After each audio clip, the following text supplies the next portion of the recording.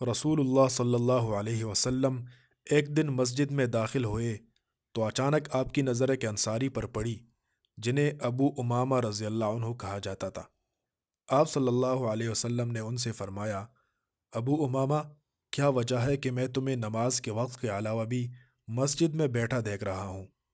انہوں نے عرض کیا، اللہ کے رسول، غموں اور قرضوں نے مجھے گھیر لیا ہے۔ آپ صلی اللہ علیہ وسلم نے فرمایا، کیا میں تمہیں ایسے کلمات نہ سکھاؤں کہ جب تم انہیں کہو تو اللہ تم سے تمہارے غم غلط اور قرض ادا کر دے؟